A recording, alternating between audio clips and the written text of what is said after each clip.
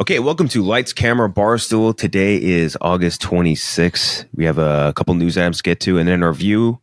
Guess what we're reviewing? If you're watching this on YouTube or Rumble, just take a look at what's going on here and guess what movie we're reviewing.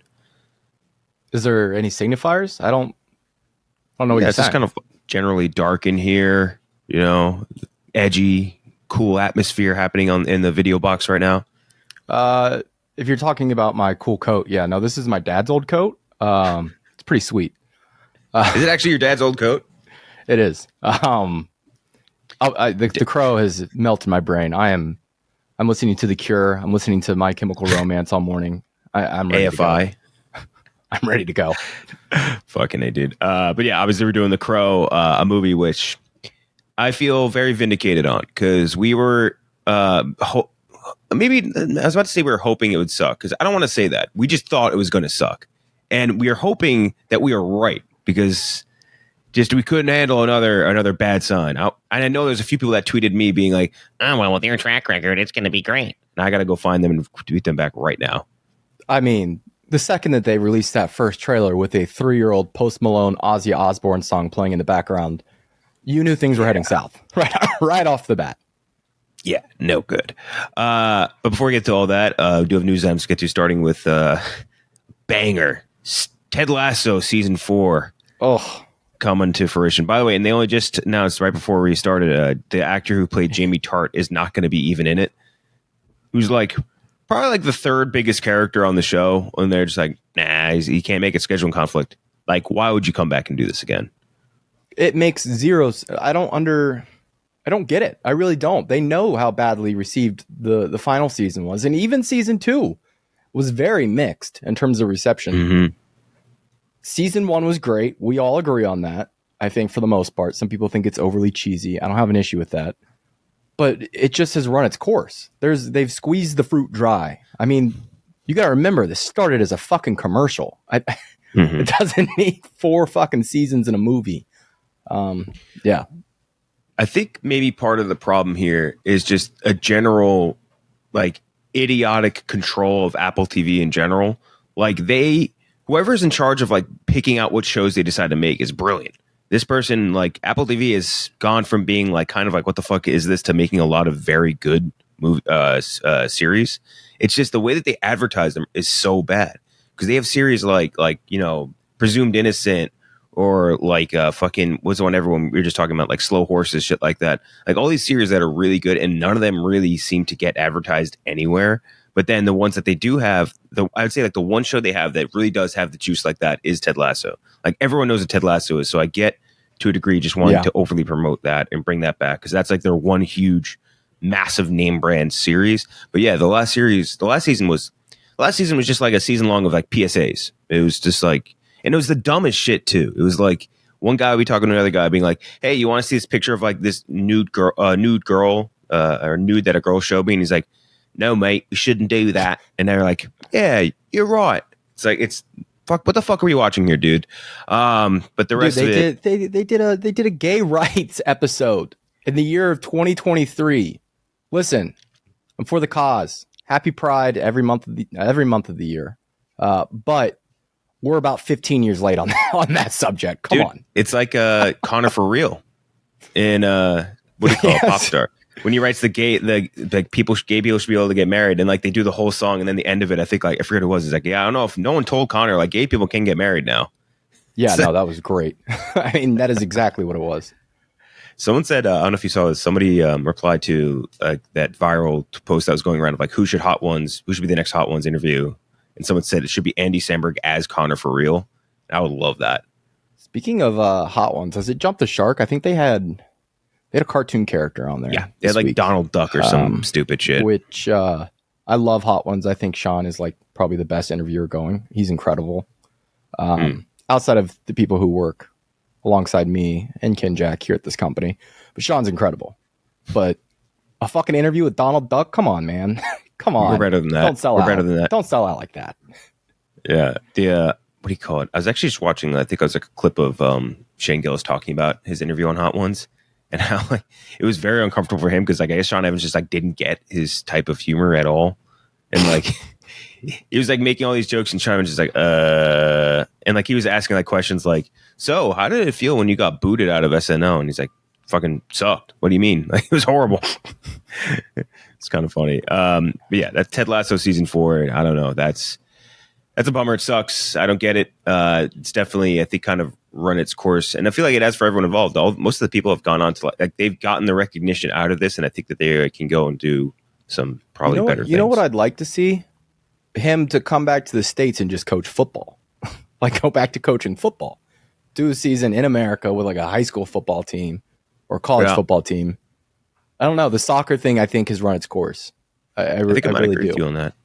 Yeah, like they love. Hey, he's so good at bringing this team back. He goes to like coach like some bottom of the barrel like Pac-12 or whatever, like Southeast Missouri State, like some shit like that. Yeah, Louisiana Lafayette or something like that. You know what I mean? Like one of those schools, and just bring them up into the like the heights or some shit. Or what was that? I'm so bad with like colleges in the football world, but like there was one that I remember that always stuck out in my head. The one that Danny Woodhead went to. When I'm like, how is that even a school? It's like Chadaran State or some weird shit. No, he went FCS. Remember it was that? It was like D3 or something like that. It was nuts. Yeah, shout out to him. Next trailer we got was, or the first trailer we got was the Lord of the Rings War of the Rohirrim trailer. Yes. Oh yeah. That dog will hunt. Set 183 years before the events of Lord of the Rings, the War of the Rohirrim tells the story of Helm Hammerhand, the legendary king of Rohan. Him and his family defend the kingdom against an army of Dunlendings. That doesn't feel like that was right. I feel like it was something else in the movies. I don't know. But Helm goes on to be the namesake of the stronghold Helm's Deep, obviously, which is in Two Towers. It's directed by Kenji Kamiyama, who did Blade Runner, Black Lotus. He did a few Ghost in the Shells. Voice cast in the dub is going to include Brian Cox, who's featured in the trailer, and Miranda Otto as well, who was obviously Eowyn in the Lord of the Rings trilogy. Love this. Looks great. Very excited for this. I think it's such like a perfect fit for Lord of the Rings world because like you're not going to be limited by like again the practical and for CGI all that shit. All of it's just animated. Sky's the limit. And I like how like in just kind of reading how they were designing the character, they're like, yeah, we didn't design because like the protagonist here is like a woman, and they're like we didn't design her based off of like Arwen or Eowyn. We designed her to be something closer to like Nausicaa, like female heroines from like Miyazaki movies. Love that. Yeah, there was you could tell there was a heavy Ghibli influence on the way they had animated everything. In 2D animation in the year 2024, it feels like it just does not happen anymore, which is a fucking shame because I do love 3D, but you need variety. You got to have variety. And for fucking Warner Brothers, who we love to shit on, Warner Brothers to take and this might just be brand management, like having to put something out to hold on to the rights. I think there is something tied into that, but for them to like take a risk. I mean, this is a big fucking risk. It's one of their biggest IPs. They're making a goddamn anime movie for a Western audience. It's kind of insane. Yeah. And the way our comment section on Instagram had no fucking clue, apparently, this was going to be animated.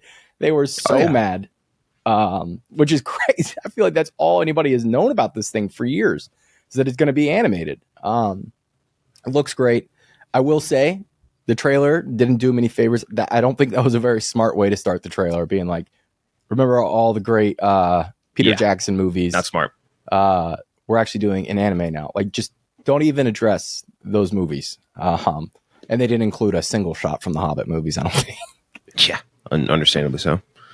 But no, I'm pumped for it. Like, do something different. Like, if you're gonna have to put out like some random prequel movie or these random sequels just to hold on to the rights to these IPs, like do something fun with it versus like just some bullshit like Fantastic Beast or shit like that. Like this is way more interesting.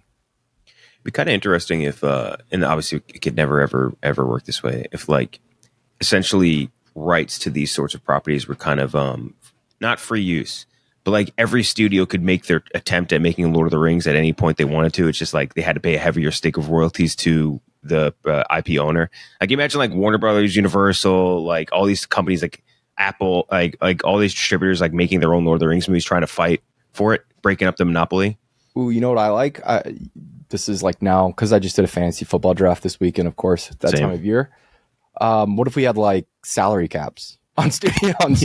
Yeah. They literally have to like drop like, oh fuck, Lord of the Rings, like they're trying to keep the Harry Potter rights, the Game of Thrones rights. Lord of the Rings is on the waiver wire, dude. Exactly. It'd be like the biggest free agent signing in the planet the second they hit the market. You'd be like cutting your old, like, we have to cut Harry Potter so we can bring in Lord of the Rings. Like, oh fuck! They cut Lord of the Rings for Peppa Pig. imagine Disney going through that right now. They own like every major IP. They had to like dump like everything. But speaking of an anime trailer, the Terminator Zero, was it Terminator Zero, right? Trailer with Red Band 1 dropped. Looked fucking awesome. Drops tomorrow, right? I think so, yeah. Set in 90s Japan, Malcolm Lee has been developing an AI system intended to compete with Skynet. As Judgment Day approaches, Lee finds himself and his three children pursued by an unknown robot assassin and a mysterious soldier from the year 2022 sent to protect him. Timothy Olyphant voicing Terminator, a couple other voice actors as well, and then Rosario Dawson, who's obviously great. Looks so cool. Looks badass as hell. Love this. Another thing where like it lends itself so perfectly to sci-fi anime. Obviously, there's so many great sci-fi anime out there. It's such a great fit, and I can't wait to watch this. Yeah, I like how fucking metal they're going too, which is like awesome because I don't know how I love Terminator, but like we've talked about a million times, there just hasn't been a great one in 40 fucking years. So like that fan base is not a young fan base. Like go ahead, make this an adult show. Yeah. And they clearly had done that. And Timothy Olyphant, what a voice! 2 animes in a row. We're talking about Oliphants.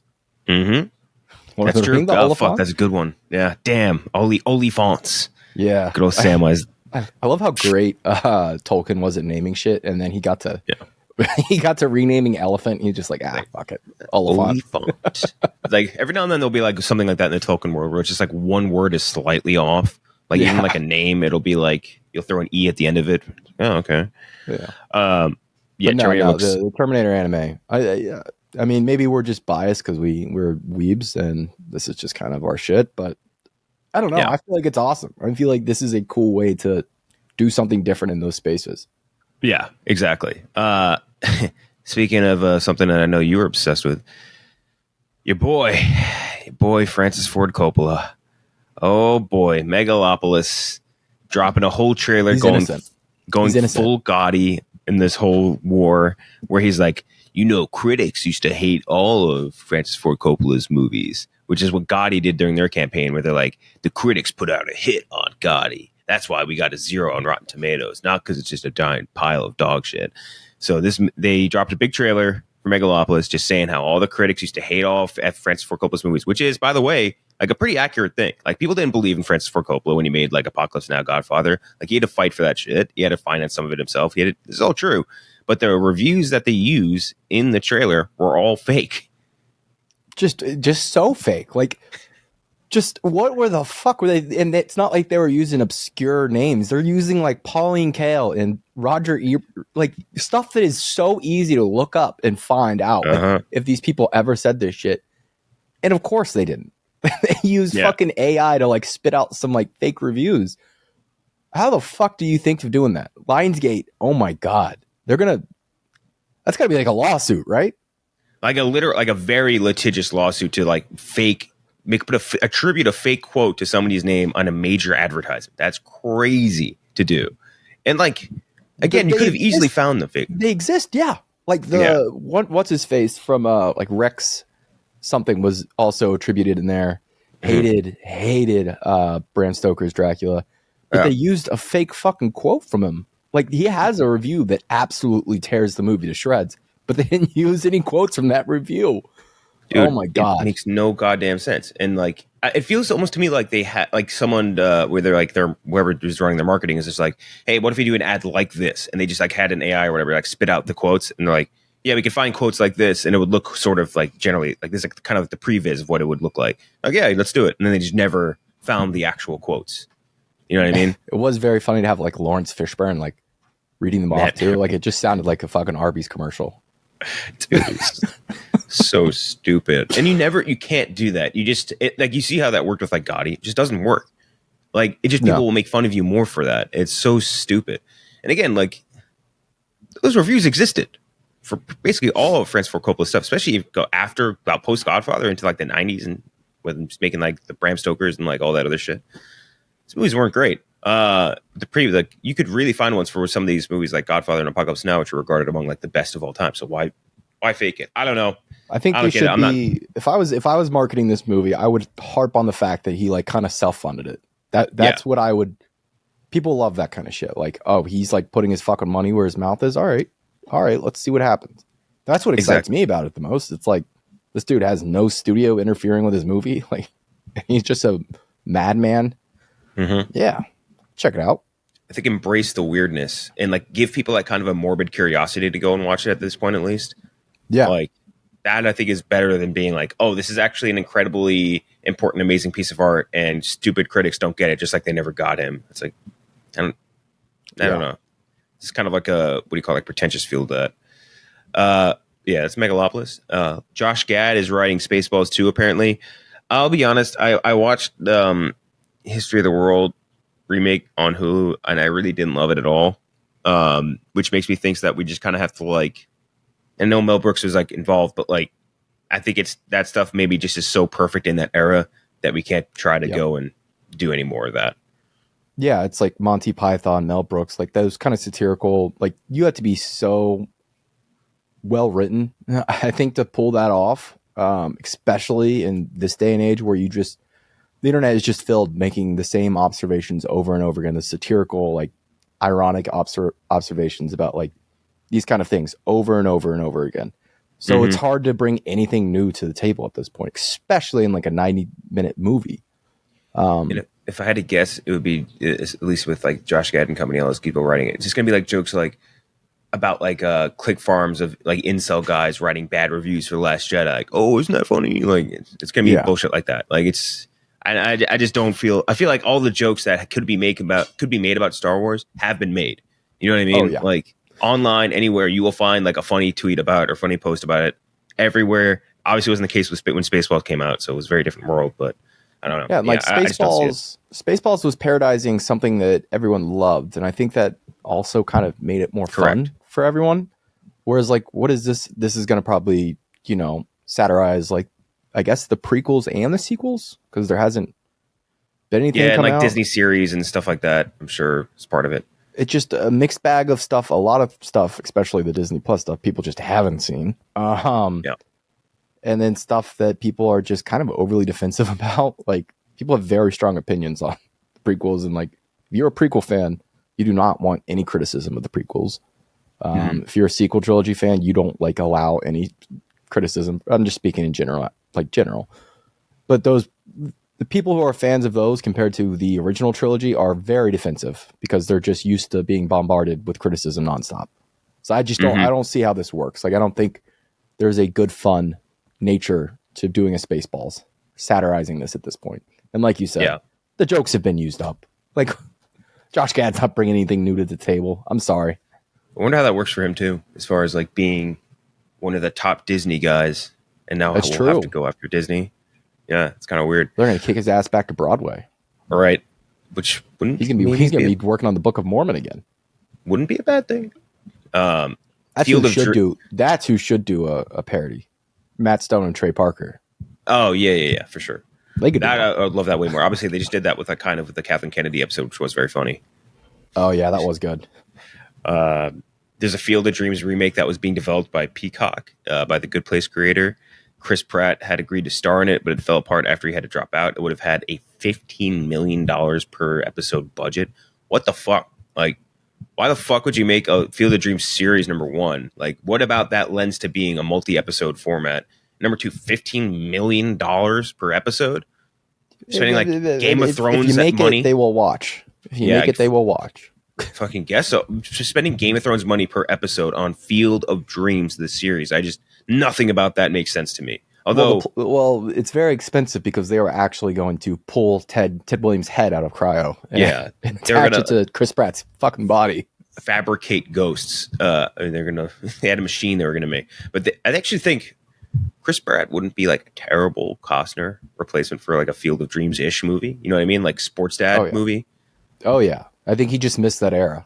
Like he caught it on the back end with Moneyball. He got in that movie.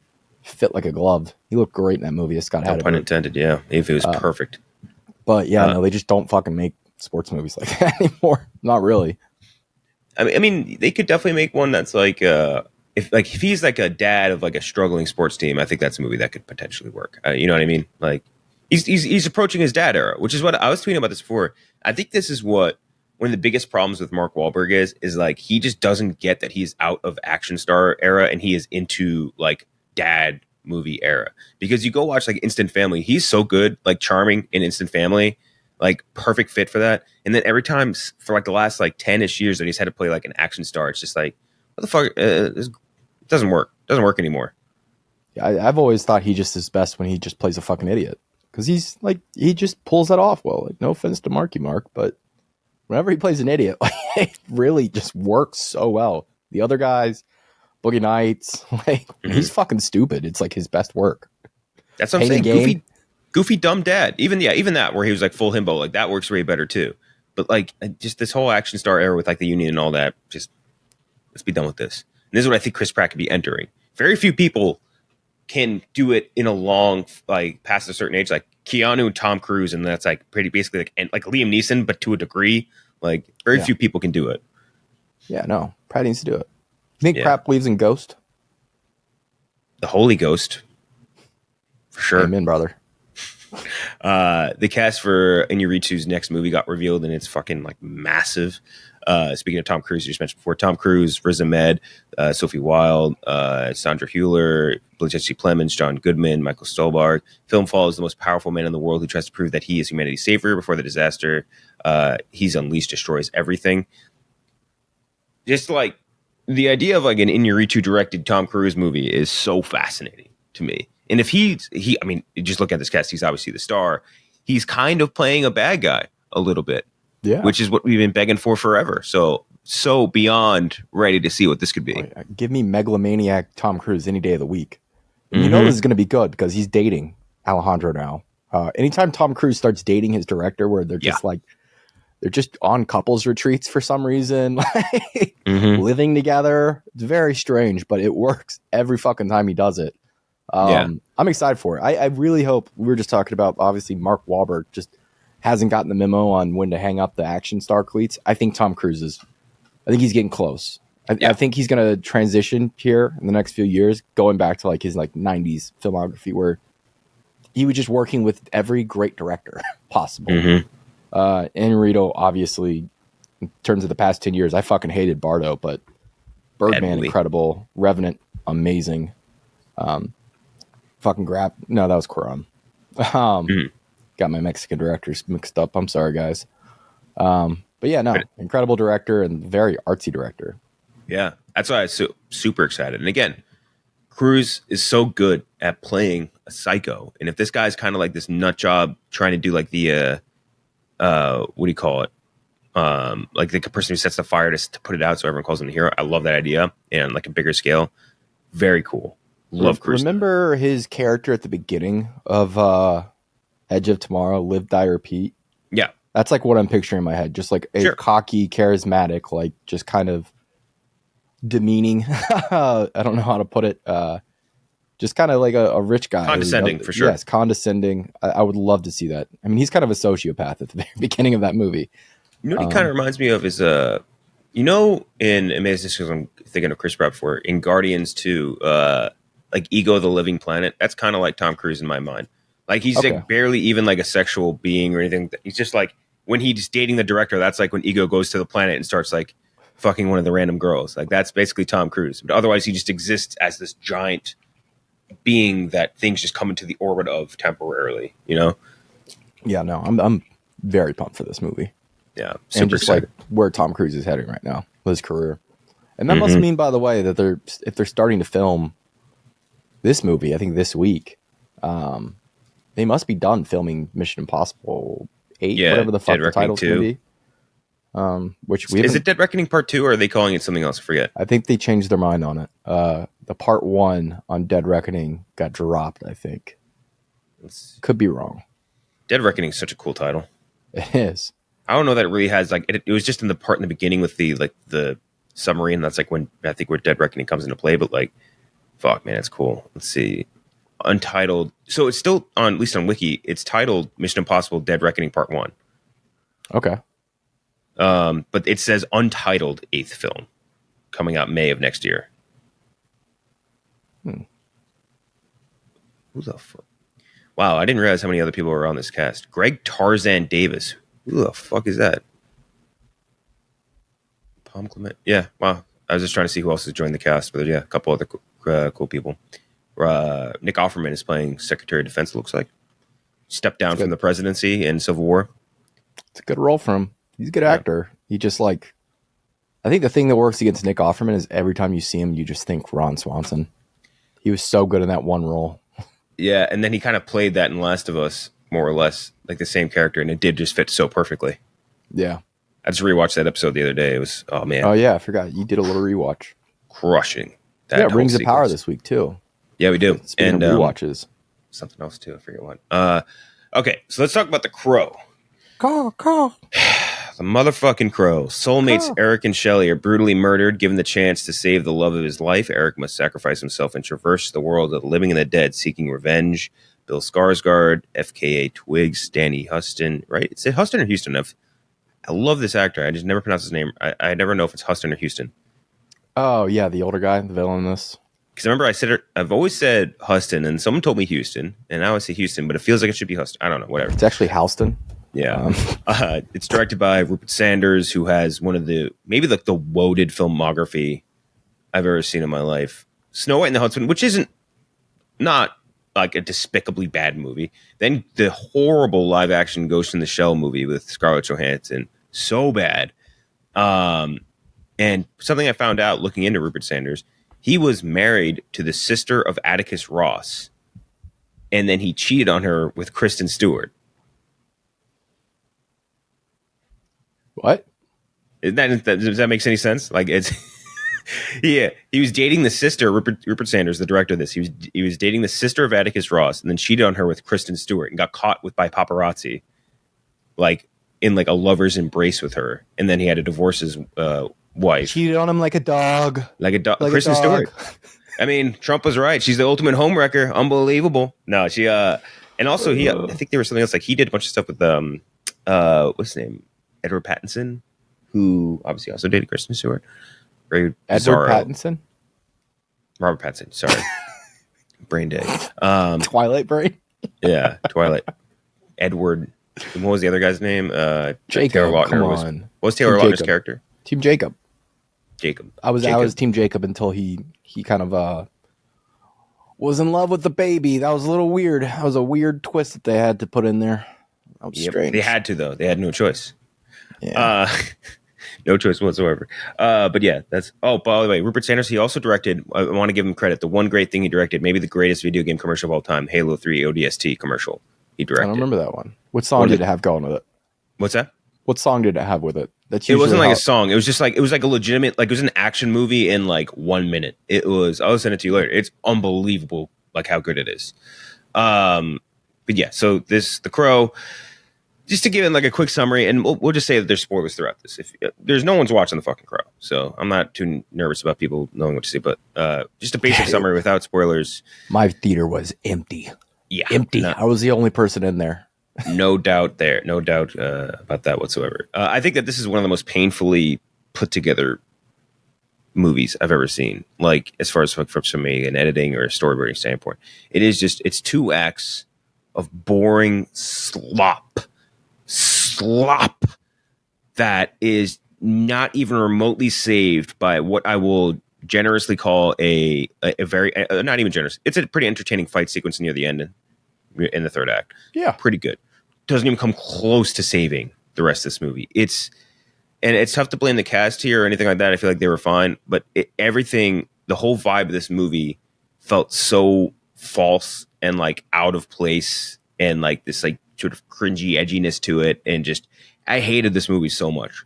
I hated it a lot. And like again, there's many like bits and pieces you can pull out of it that are good. Skarsgård's fine, and that fight sequence is cool. Other than that, this is real bad. This is like one of the bottom ones of the year for me. I'm gonna give my thoughts. Do you think this is worse than Madam Web? Honestly, it's hard to say. Like they're very similar, but I would say that I at least give this movie more credit because everyone in the cast was trying, and Dakota Johnson did not give a fuck making Madam Web. That's kind of where I'm at with this. This was The longest movie I've ever seen in my whole So life. long. Oh my god. This was the longest movie I've ever seen. Dude, the first act is so fucking long and drawn out. I don't even understand the point like it's trying to make. It's like setting up this love story for an hour and a half, it felt like. It feels like they set up that love story for an hour and a half. Mm-hmm. He doesn't suit up until what I'm guessing was hour 3. Yeah, dude, that's what it felt like. He did not put on that fucking stupid duster until like maybe 20 minutes to close. The aesthetics just brutal. Just 15 years late. Just it was a My Chemical Romance music video stretched into 3.5 hours, which may have worked in 2008. I'll be honest, might have worked. Does not work in the year of 2024. Does not work one bit. I'll give this movie credit. It was definitely trying to be something. Like, I think it had a vision of like the aesthetic it was going for, which is more than I can say from Adam Webb, which is just like bland milquetoast. I couldn't even like hate it. Like, it's just terrible. Like, it's just a bad movie. This was attempting to be something. Bill Skarsgård, he's fine. FKA Twigs, terrible singer. She tries to sing at one point in this movie, and the song is so fucking bad. All the music was terrible, which I think could have. Yeah. I think a good soundtrack would have helped this movie quite a bit. It could have been the strong point of this. Like, at least be like almost like an extended 2005 music video. You know what I mean? Yeah, like put My Chemical Romance, like All Time Glory, like put The Cure, NXS, like put a bunch of like cool like 80s, 90s, early 2000s like kind of emo goth music in here. And I think that would have made it more enjoyable at least. Every needle drop in this movie was terrible. Terrible. Very bad. And just, I could never really understand what the fuck the villain, his powers. I never understood what his powers were. One time. I don't even understand if he had powers. He would like he's a mutterer. That was his super villain name, the Mutterer. He could heal. There was a guy somewhere. It was at like a train station. He would just wake up in a train station every 30 minutes. Dude, it was basically like, it reminded me of like that afterlife sequence. It kind of reminded me of like in Harry Potter's, like when he'd show up with like the fetus Voldemort. Yes. Or whatever. That dude looked like he could have been like the grown up fetus Voldemort, a bit more or less. Like, it's just I could not take one more second of that fucking train station. It was unbelievable. So I think as far as like breaking it down and like what was good and bad or didn't work, I think we could start with what didn't work. I think that this movie either had to go full FKA Twigs, who's a fucking weirdo, or full Skarsgård, who's more like mainstream. You know what I mean? Like, I would say not weirdo. Like, he's obviously played some weird roles in like It and all that, but he's not like that level. And I feel like they had no chemistry because you're looking at one person that's like full legit freak weirdo and one guy who acts like one sort of. And like, I don't think that they meshed at all. So I think if they picked one direction there, it might have been a little bit better. Like, if they, I don't know who would be the cat. Like, you know, it would be great to be casting this. Those two fuckers from Chappie, you know what I mean? The rapper and the South African rapper and like his girlfriend that were in that. You don't remember your Chappie well enough. You got to rewatch your Chappie. I got to rewatch my Chappie. Yeah, you have to cast like a true freakazoid in the role if you wanted to match like the FKA Twigs thing, or you needed to cast a more normal person to go up against Bill Skarsgård, because they just did not match whatsoever to me. And I just and spending. You didn't like that 3-minute sex scene that was just thrown in the movie for no fucking reason, dude.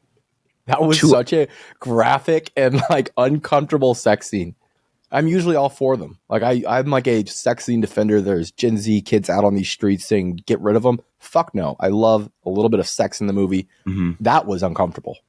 Like, dude, I can't explain why. It was just like the way it was shot was like, what the fuck is this? What's going on here? They have no, like, not a spark between these two. Nothing between them. These freaks are having face-to-face missionary sex. Oh, that's what I forgot. So FKA Twigs dated Robert Pattinson. That's what I was fucking up here. And I was forgetting something. But yeah, they just had no spark between them, which hurts. And that first 2/3, again, just boring, and just like that sort of cringy, fake edginess to it really rubbed me the wrong way. The tattoos, and like something. Man. What? The tattoos, man. The tattoos, the stupid earrings, the haircut, like all that bullshit. God. and I think something that we talked about it before The Crow, like we were kind of worried, hey, this kind of has a Jared Leto Joker feel to it. Oh yeah, to a T. Could not script it up. It's like he watched the Suicide Squad, that movie, and was like, Jared Leto Joker, people must love this, right? Like we got to do more stuff like this guy. It's fucking sick. Can we get Rick Ross on our soundtrack? Oh my god, dude! Instead we'll get like 15 of the worst songs you've ever heard in your life for what is supposed to be kind of like a mood movie, and I don't know. I still don't know. That might be the thing I hated the most, the fucking soundtrack, because it's like the easiest thing you can do for a movie like this to punch it up. Is like, you got these people, these fucking freaks wearing black eyeliner. Like, play some good music. Play some music that these people like. People who like that aesthetic do not like the music you were playing. Like, exactly. You gotta line it up. And like we mentioned before, I think the whole afterlife shit felt like very boring, and that could have been like one of the areas where you really like innovate more and do something cool. You know what I mean? Like you could have done something really interesting with that, and they just didn't. It was just boring. Again, what was his name? Like Kronos, whatever. Like I don't know. Nothing about that did anything for me whatsoever. I still don't really I just don't understand it, and that might be my fault. I might have been dazing off. I was in an absolute stupor. I had 3 cheese conies and a plate, 3-way before getting on a flight. And then the second I landed, I went straight to the movies. So I was fucking dying. I just did not by the time we got to the power part, I was so checked out and like just bored that I think I might have missed what was happening. I really do. Yeah. I think as far as like positives to take from this, the opera fight, like the opera house fight scene is cool, like not redeeming, but I think it was cool. So like put together well. I think there's just something, maybe it's just like a movie brain thing. Like opera house and theater fight sequences have always seemed to like be good. And at least to me, like in my head, like I think like even like Inglourious Bastards, big theater fight. Like if you've ever played like, the Hitman games, all of like cool big theater fights. Like I feel like there's just something that really lends to it. I don't know what it is, but it's cool. And I think they shot it well. Like the whole undead fighter guy that can get stabbed and shooting through himself, all that bullshit. Like it was just kind of cool. But it's just not redeeming enough for me to take away, like, be like, oh, that I'm now forgiving 2 straight hours of a relationship set up for people who I still don't think would ever be in a relationship. Yeah. I do like healing factor heroes that just have fucked up, just nerfed ass healing factors. And I like the way they're like actually kind of looked. Like I like that it's stitched up really like grossly, and he's just bleeding everywhere, and it fucking hurts him. Like he's like in literal pain. When he got hit by that semi truck too, I died laughing. Oh my god. And Bill Skarsgård, I think, was trying his best, right? Like I don't think he in the same way. Like if you put Dakota Johnson in this movie, oh my god, it'd be maybe the worst movie ever created on planet Earth, because at the very least, I will give Skarsgård and FK Twigs credit. They like you were saying, they were trying to do something. They were trying. You know what I mean? But like if this didn't have like a fully committed performance from both of them, or even just one of them, like it would have been earnestly one of the worst movies I've ever watched in my life. But like because they tried pretty hard, it's tough to go that bad. I liked that every time they left their apartments, which were just enormous and in a city.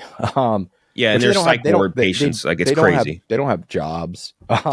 They just step out in like $3,000 streetwear outfits every single time. Like everything about them just screams like rich. But you're just like, what the fuck do these people even do for? Where were they getting their money? I have no goddamn clue. Not a goddamn clue. I know that like she had that one apartment. She's like, I know this guy. He just is never in town. What? It's not a thing. Why not just make them poor? Like make them poor drug addicts. That'd be way more interesting. They're like nut jobs. They're supposed to be like not capable of being part of society, and yet they live like the kings of society. It's fucking stupid. I like that I like that they said rehabs for fucking pussies though. That was kind of one of the central themes here. They left rehab. They never made a commentary on the rehab helping them. They were like, nope, we're gonna get out, and they're gonna live their best life. Actually, the second they get out and start doing drugs again, that's when they're gonna be at their happiest. By the way, did you notice that the guy who did like the tattoo guy from the movie? Yeah. He was like, "Don't fuck up my art," because she like, wanted to make out with him in the middle. She was like, he was giving him a tattoo, by the way, on the hand, and then she just like interrupts and like just starts straddling him, and she's like, "My turn." My turn. What? Dude, what does that mean? So that actor, that's the zesty spin move guy from Book of Boba Fett. Oh, yeah. It's all coming together now, huh? Yeah. There was one line in here that really killed me when they're like, what did you think when you first liked me or something? Oh my God, I have it written down. I had to write down a couple of these because they were just so bad. You're the only one in the theater. It's not like anyone would get mad if you were writing anything down. Yeah. What's the first thing you liked about me? I thought that you were quite brilliantly broken. That's like such a fucking Joker line. You know what I mean? Do you think angsty teens would build shrines for us? It's just, what the fuck is going on? It's just painful, dude. And like, again, this is, and we talked about it a little bit before, I think, at some point last week. The Crow, the original movie, it's not a very good movie. Like, don't say that. Or these people, it's true. These people, they have the hardest nostalgia boners for these movies that were just not well received by anyone. They get like very cult classics. Yeah, to be fair, but cult. Like there's a small like fandom for them. Exactly. It's like these were not like, obviously there's a lot of nostalgia, and there was also just like I don't know, like I don't even consider it like remorse built into it because of Brandon Lee's death, but and like this is a movie where this dude died. They had to format the entire movie to fit the fact that their main star had died and restructure the entire thing, and the end product was not great. Like I think there were some obviously good things to take away from it. I think I forget the guy's name. The guy who plays the villain in the first Crow is very good. I like that guy. Some other things like this general mood, the atmosphere, that shit I think is cool in The Crow, but like not a great movie. So there is a room there to improve and do something really like, I don't know, different, interesting. I don't think it's a movie where it's like disrespectful to remake, like some people were saying. Could have done something cool. Just nothing to this. I think Rupert Sanders might just not. I think there is a cut of this movie out there that's not good, but is much more passable. I think you take like 45 minutes off of this thing, fix the music. I think this is a much better movie. Yeah, you're probably right, but movie. I think you can get to mediocre with this thing. I think there is like something here, but they just missed completely. They just I don't know what they're thinking making a 3-hour. How long was this movie? Was it actually it felt so fucking long. Crow runtime 1 hour 51 minutes. Not a fucking chance. Not a chance in hell that was under 2 hours long. What? No, that movie. What? There's not a chance that was under 2 hours. It on the IMDb too. Not a fucking chance, dude. That literally lasted. Like it felt like, and like maybe with an inch of hyperbole, it felt like 3 hours long. I would have guessed no way that was shorter than 2 hours 20 minutes. Yeah, that's what I was thinking. Like realistically, 2 hours and 20 minutes.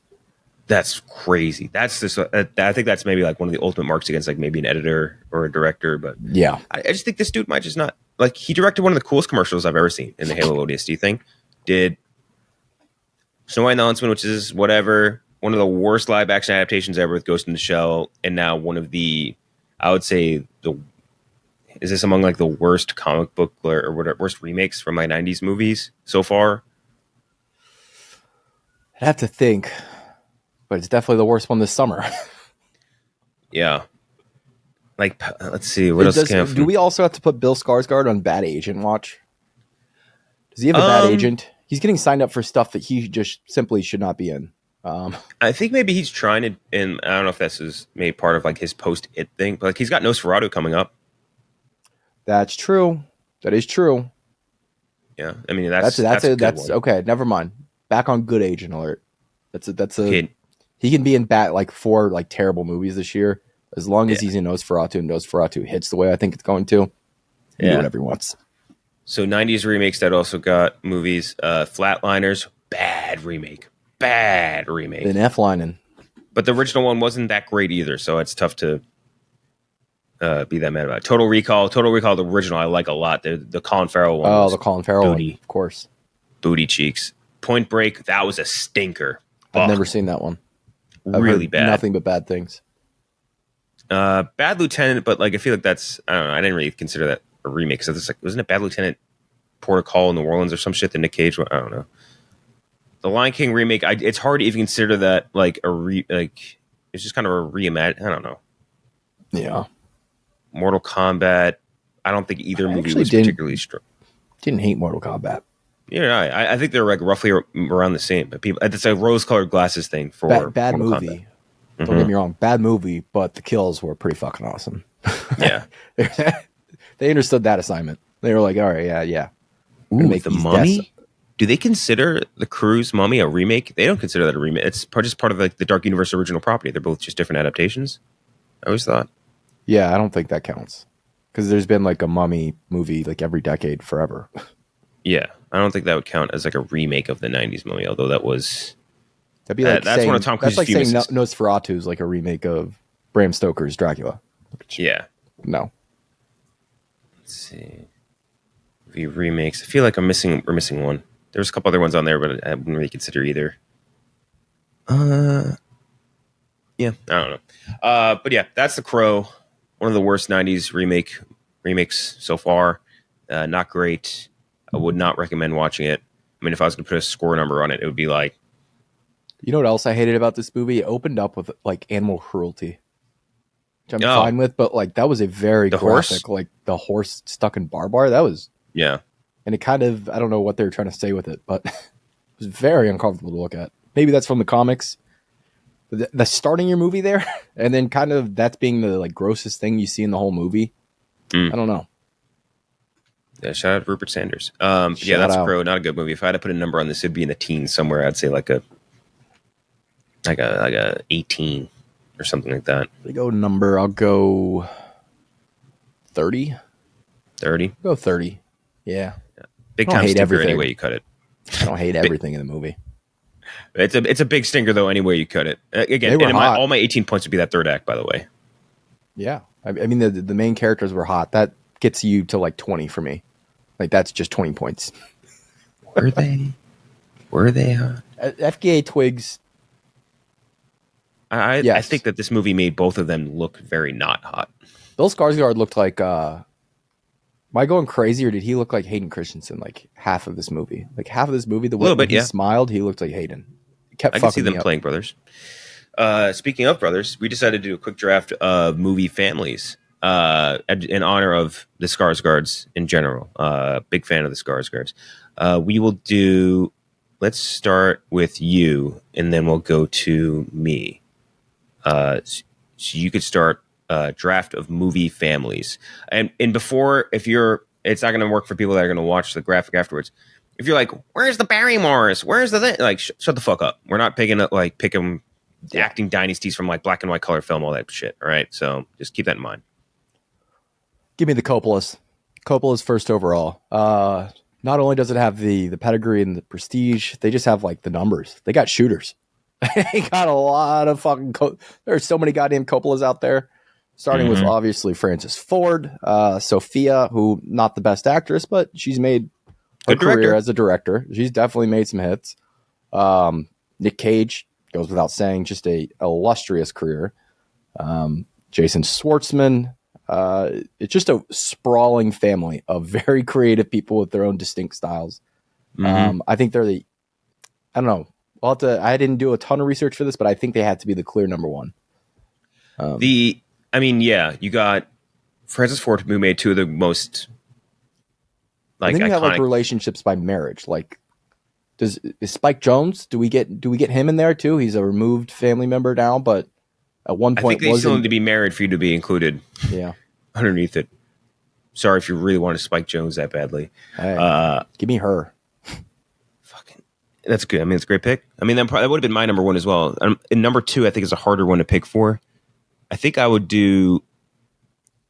I don't get a lot of total members out of this, but Michael and Kirk Douglas, I think, are two which just stuck out to me always because like Kirk was like a titan of cinema, and then Michael I think has made his own career and then some. He's made so many great movies too. I was just talking about The Game to somebody the other day. The Game is so fucking good, and Michael Douglas is so good in it too, and even like A Perfect Murder, like stuff that like you wouldn't even think of the top of his list. Like he's a very good actor. And a shout out to him for getting cancer from eating too much pussy. And I guess that means I also get Catherine Zeta-Jones too. Shout out to me. So Michael and Kirk Douglas. Think that's a good pick? Oh, it's a great pick. I'm struggling to think of what I want. You know what I'm going to do? Wait. I got another one. I got back to back. Oh, yeah. Fuck. Go ahead. I'll take actually the namesake of, or kind of like the segue that got us to here. I'll take the Skarsgård family. I love Alex Skarsgård. I love Bill Skarsgård. I think Gustav Skarsgård is also very good. He's in Vikings. He's amazing in that, and he's been in a couple other movies here or there. And Stellan Skarsgård is like sneakily just one of the better actors from like the last like 20ish years. He's in so many great movies. He's even, like, so underrated. Yeah, and even like in the 90s, like he was in like Ronin. He's so good in Ronin. Good Will Hunting. He shows up. He's incredible in it. Good Will Hunting is like amazing in Mamma Mia. Obviously, he's in like all the Thor crap. He was in Chernobyl. Incredible. Yes. Very, very good actor. And I mean, maybe the best acting performance, or at least it's up there. It's top 3 for me, like in terms of like Star Wars. Like, his performance in Andor is insane. So it is one of the best speeches in like in all of Star Wars history. It's crazy. Or monologues, whatever. And then Alex again. Alex is hot. God. Yeah, he is. It's disgusting how hot he is. And also I got a picture of him just in the Northman, just sitting above my bed. Just sitting there with like that weird hulking physique. Yeah. Oh my God. And even like a few months ago, I watched Generation Kill for the first time. Like he's so good in Generation Kill, like fantastic. And they were like, this is I think one of his first like English speaking roles was in Generation Kill, and they were like worried that he couldn't do an English or like an American accent, and he nailed it, and also gave like all like the emotional depth of an actual acting performance too, on top of having to like nail a very specific accent. Very good in that. And then obviously everything since then, he's been amazing too. Like Northman, even if you don't love the movie on a whole, like he's very good in the Northman. And then a million other projects as well. And starting with like Zoolander, like the fuck. Yeah, so I did him. And then Bill obviously is now becoming a major star in his own right as well, which is great. He did shaft me at the premiere of that not great movie though. Boy Kills World. Boy Kills World. We shafted everyone there. He didn't show up. He didn't do any interviews with anybody, which whatever. This is right. Skarsgård's off the board and Kirk, the Douglas family off the board. Now you have back to back. I'm going to start with I watched Apocalypse Now over the weekend. Epic piece of trash, as my friend Roger Ebert said. I'm going to go with the Sheens. Martin Sheen, Charlie Sheen, and Emilio Estevez. I thought you were going to pick him off. I thought you were going to pick the Coppolas again. No. But yeah, no. Martin Sheen, incredible in that movie, and just a fantastic actor with a long-running career. Granted, Marlon Brando, I always forget how good he is in like the 90 seconds he's in that movie. He just shows up. Just so fucking brushes every. They couldn't even show his full body because he got so fat, and they were just showing his face, and he was just killing every scene. Oh my God. But Martin Sheen, fantastic. Charlie Sheen, obviously his career did not pan out. It did in a sense, but also like it's kind of sad the way it kind of shook out. Him getting diagnosed with AIDS and getting addicted to a lot of different drugs. But I love 2.5 Men. I love Major League. I love The Breakfast Club. Charlie Sheen. Oh, did I just give him The Breakfast Club instead of Emilio? I think so. Yeah. Yeah. But I love this family. Great acting family. Cool range. Give me the Sheens. Martin Sheen, very good in The Departed, too. I feel like kind of like an undersold random career moment. Him getting thrown off the roof. And by the way, Glennie showed me the other day, and I didn't know this. Do you know that like Maniscalco bookie show? Like he made some series. Sebastian Maniscalco has some series where like it's him playing like a bookie or something like that. I haven't watched it yet. But there's apparently a whole scene where it's basically they're playing a big game of poker, and it's Charlie Sheen. Was it Angus Jones, the guy who plays the kid in 2.5 Men, and Cryer, and the guys. I think some of the people that helped make 2.5 Men, not who's the guy who directed 2.5 Men. Fuck, I forget his name. But it's like all of them playing poker together, and like Charlie Sheen kind of looks great. Like I thought he would have aged real bad since the Tiger Blood shit. He looks pretty good. There's something in the rocks. Crack rocks. Keep you going. Those rocks. Man. And then I'll follow it up. This one's kind of I wouldn't say newer, but the sun has popped off more recently in recent years. I will take the Jack Quaid dynasty. Jack Quaid, Dennis Quaid, Meg Ryan. It's a nice little core family right there. Dennis Quaid's got bangers. Meg Ryan. I mean, come on.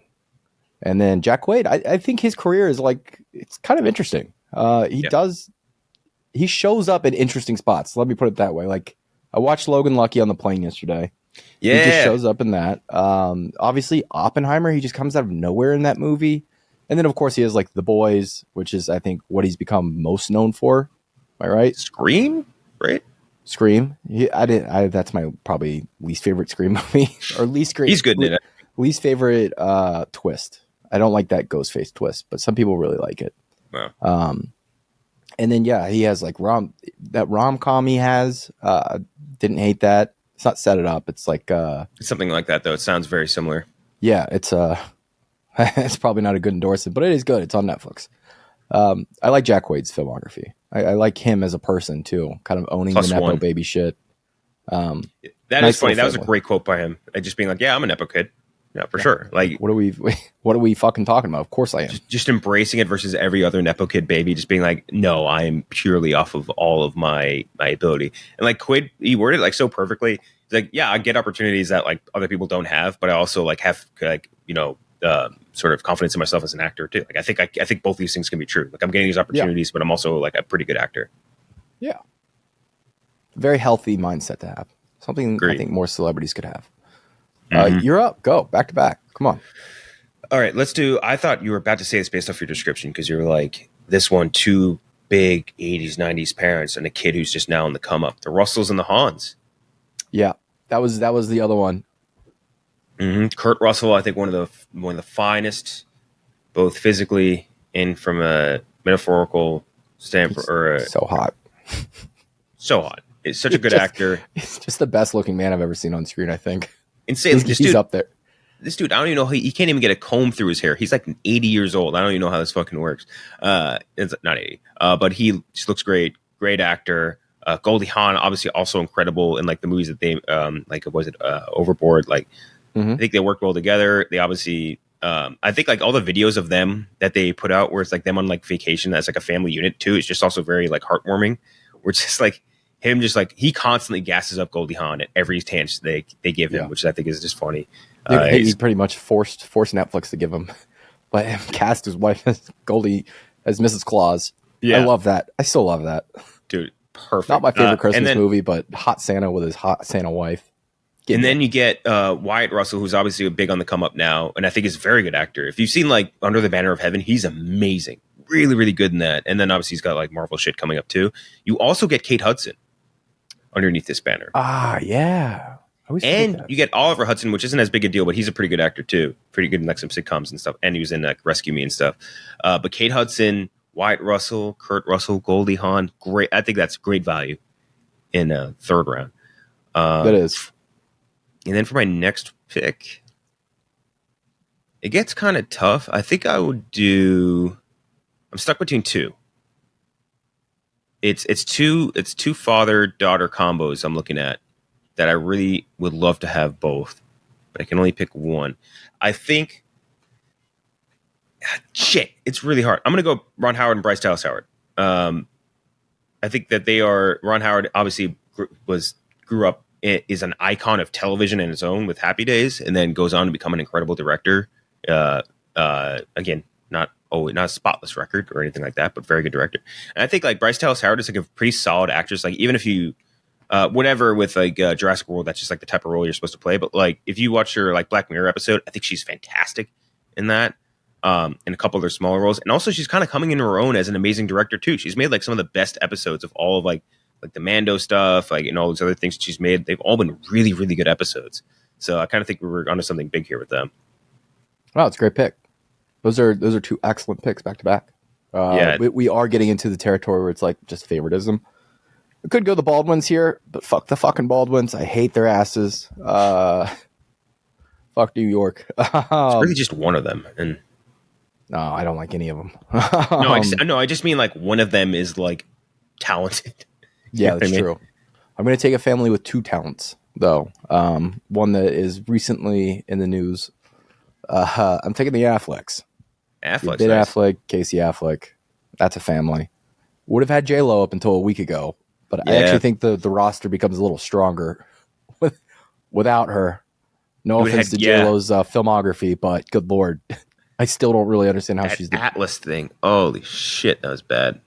Oh my God. But Hustler's so good. Hustlers was great, but that's like one movie in 20 years. Yeah. that's been like good.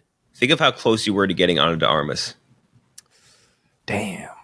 If he just put the ring on it. You want to talk about a woman that also has not put out a good movie in 5 years. That's also, that's a good point. Yeah. But Ben Affleck, obviously, like, he'll go down as like a Hollywood legend. I think that goes without saying. Like, he's just between the directing, the acting, and just the iconic, like, he's a clear A-list celebrity. Mm-hmm. It's hard to think of, like, he's going to have a great legacy, is what I'm trying to say. Yeah. And then Casey Affleck, probably not the best dude, but great filmography. Yeah. Manchester by the Sea. He was also recently in Oppenheimer. Thought he was great in it. Gone Baby Gone. Yeah, and he's a fantastic actor in his own right. Mm-hmm. Fuck. Maybe I'll get the Damons one day. And that, I mean, we could be heading towards I'd love to see them ride off into the sunset together. Holding hands. Got one left. Oh, fuck. Then I'll take this is a shot. I'm going to take a shot on this one. I'll take Ethan Hawke and Maya Hawke. Ooh, that's a call on your shot, yeah. Yeah, and I get. So wait, do I get Uma Thurman in that too? Are they currently married? I can't remember. Let's check. I feel like no. No, he is married to Ryan Hawke. Shawhughes. Ryan Shawhughes is her name. Oh, okay. She's probably really hot. Anytime you get a girl with a guy name. Ryan, yeah. Yeah, she's probably really hot. But I'll still stick with Ethan Hawke, Maya Hawke. Gotcha. Or should I go Maya Hawke, Uma Thurman? No. Ethan Hawke's much better actor, better filmography. Sticking with that. Ethan Hawke's like one of the best. We were talking about underrated actors before. Ethan Hawke, fucking underrated actor. That guy shows up and he can outact anyone in the room. I always think about Training Day where he's just going up against a all-time Denzel performance. Yeah. Ethan Hawke's fucking incredible in Training Day. It's going like nearly beat for beat for him in a role that is not giving you a lot of room for like an extra shit. The Before trilogy, a personal favorite. First Reformed, recently Black Phone, recently. Yeah. He just got hits on hits. And then Maya Hawke's got like a very cool career so far. I mean, Stranger Things is obviously the thing she's most known for, but she shows up in like Once Upon a Time in Hollywood, gives a nice little performance. She seems like she has a career in front of her and also isn't ashamed of being a Nepo baby. Like very self-aware about it. I like that. Give me the Hawks. The Dirty Birds. So this is a random thing I was just looking at his wiki because we were looking at who he's married to. Do you remember the documentary or the movie they made recently about the Ugandan football or soccer team that crashed? Or was it rugby team? Yeah, the rugby team that crashed in the Andes and they were stranded up in the Andes for a while. So Ethan Hawke was in a movie about this that I don't remember, Alive in 1993. He played the Uruguayan football team captain, which I don't see how that how do you look at Ethan Hawke and you're like, do you have any pictures of it? What's it look like? It's, I don't even know if I want to look. The rest of the cast isn't much better. Like John Malkovich. What the fuck? A weird one. But yeah, so that's a random one. I don't remember that movie at all. But yeah, so you get the Hawke family. I think it's a great one. I also just love watching Ethan Hawke talk about movies. You know what I mean? He has such like a cool brain and like very like eloquent speaking. You know what I mean? He's really baby. Yeah. Richard Linklater's best friend. That's right. All right. And I have the last pick. I have a bunch I'm looking at. I think I will pick just from like a general entertainment standpoint. Like the Wayans brothers are massively talented. Yeah. I was looking at that. Yeah. The Wayans brothers are massively talented. Like even if like they may like throw out a bunch of slop movies every year or whatever, they still, even if you go back to like the show, like all the movies they made in like the early 2000s too and all that shit, they're very talented, very funny. And there's like every few months, like they'll be like, hey, we're introducing like a new Wayans. Like it's crazy. They pop out of nowhere. Yeah. And they are super fucking funny. So threw the Wayans in. The only other ones I would even think about, like Bruce and Laura Dern was the one I was thinking of with the last one. So Bruce and Laura, super talented. That was the only one I was thinking of going up against Ron and Bryce Dallas Howard. But like the multifaceted part of the Howard family, like the directing and acting, I think, and as far as like the hits that they've had, I think is a little bit stronger. Like the Hemsworths, it's just Chris. Just being frank, like it's just Chris and like Liam. Liam's super hot. They tried really hard, and like theoretically, I could have almost had Miley Cyrus out of this too, but like, just I don't know. You get Chris's wife. She's an actress. She's like an Australian supermodel. I don't know. Like, but she had 2 roles in Furiosa. Come on now. That's right. Dude, I don't know. I just don't. It Liam, is just it's like the Baldwins. It really is just one of them. Yeah, and like Liam, at least he had the shot though. Like Liam had the like the Hunger Games and stuff like that. And he was I watched this movie recently. It was him and his other brother Luke were in this movie called Land of Bad with Russell Crowe. Yeah, it was like a very cool idea, and it was just so cheap and bad.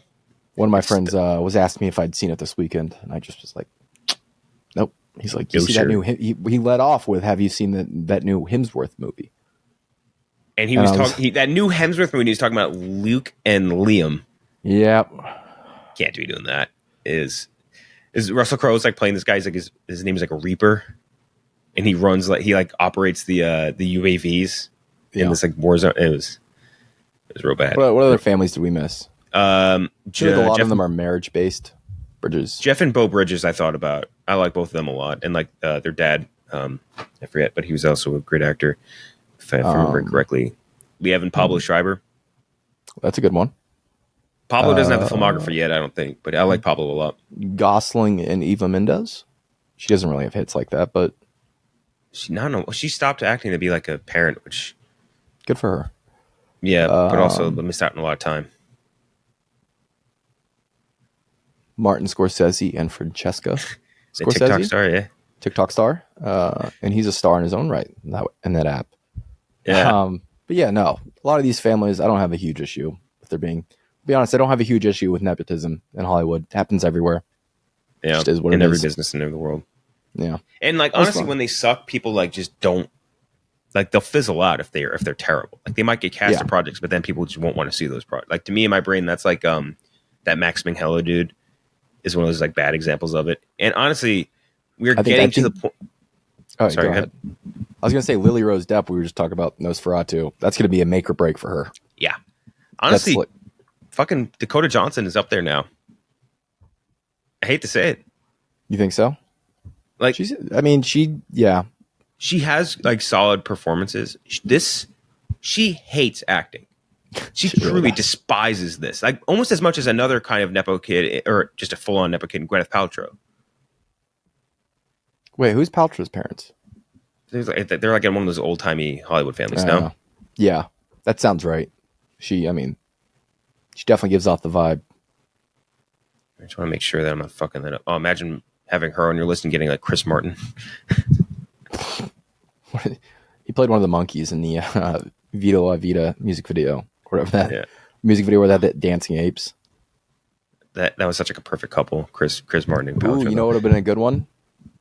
Actually, it's not that great, but James Gunn and his brother Sean Gunn. Oh, sure, I do like Sean Gunn a lot. I like Gilmore Girls. My fiance been rewatching Gilmore Girls, and I forgot he's like in it and very funny. He's awesome. He's just the movie. He's the movie guy. He is genuinely the only funny character in that show. That like. He just shows up. He just has like screenings. He gets mad when people talk during his movies. I love it. Mm-hmm. But yeah, that was the only ones I really had on my list that I had to leave off. But I'm kind of like, so our teams are, you have Coppola's, the Sheens, the Quaids, the Afflecks, and the Hawks. I have the Douglases, the Skarsgards, the Russells/Hans, the Howards, and the Wayans. I think pretty good teams. These are great families. I would go to all these Thanksgivings. All of them. Yes. Which Thanksgiving would you most want to go to? I think it would be the Russells and Hans. Yeah, probably. The Afflecks feels like it could be a shit show, which could be fun to look at. Like, there's definitely like someone's getting too drunk at the Affleck Thanksgiving every single year and causing a fucking problem. The Russells and the Hans or the Wayans one I think would be the funnest. The Sheens would just be sad. Sheens would be sad. Coppola's would be too serious. The Quaids, I have no read on what the Quaids would be like. They feel like they're probably just watching football. Maybe Dennis Quaid is throwing on. He's throwing on football. Yeah. Ethan, the Hawks, probably too artsy. Way too artsy, for sure. I think that might be last for me. Skarsgård, way too serious too, I think. And obviously, they don't celebrate, which would also hurt this a little bit. Ron Howard, Bryce Dallas. That might be fun. They're wholesome. Yeah. I think. Yeah. Yeah. I think you got more of the artsy, mean people, and I got more of the fun family people. Yeah. I mean, you got a guy who literally got cancer from eating pussy. So yeah, I mean, it doesn't get more family friendly than that. Yeah. All right, but that's the draft. We'll be back next week. What do we have for next week? 2024 next week, Beetlejuice week. Also, Strange Darling, apparently very good, which I want to check that out. Great. And I found out, I think Giovanni Ribisi might have been the cinematographer on that. I think Ribisi? I saw something about. I think behind so. The camera? Yeah, I kind of shot love on 35 millimeter. By the way, he also has a sister that's an actress. Another, not an acting family, I don't think I would consider, but still. What are we? Cast and crew, cinematographer. Oh, we have. Speaking of Giovanni Ribisi, cinematographer. I love that. Speaking of Dennis Quaid, the Reagan movie comes out. I'm not seeing the Reagan movie. I just did The Crow, man. We've done The Crow and Borderlands this month. On. I can't do the Reagan movie. I need to see something good. So Strange Darlings, maybe The Forge. Never heard that. Catching Dust. Jai Courtney just is... Could do Dee Dee. A lot of people have been asking me about Dee Dee. Really? Okay. I don't mind doing that. I like that movie. Yeah. City of Dreams. Just trying to see if there's anything else like big. Yeah, Beetlejuice I don't think is going to be until, what are we at, Monday? Beetlejuice take a little while. Yeah, we're in a bit of a lull. Speak No Evil. That one, I'm very interested in that. I have no fucking idea how that movie's going to be. The one with James McAvoy and Mackenzie Davis, right? Yeah. Mackenzie Davis. You see the? Yeah. Yeah. No, I'd rather watch the original. Is apparently amazing, so I might just watch that instead. Mm-hmm. The 4:30 movie by Kevin Smith. What the fuck is that? Do you remember that or hear that? There's been a few trailers this past couple weeks where they're like movies releasing in 2 days. Mm-hmm. I don't know what this new marketing strategy is, but there's an Elizabeth Banks one, skincare. I saw the first trailer for it like 2 days before it came out. There was a Casey Affleck, Lawrence Fishburne space movie. There was a trailer for that, and it comes out I think tomorrow. And it played for The Crow last night. First time I've seen it. Not sure what's going on in Hollywood. Let's market these movies a little further out. By the way, it's just a clear sign that they're going to suck. Really. Speaking of Kenjac W's, you heard that Transformers 1 was good, correct?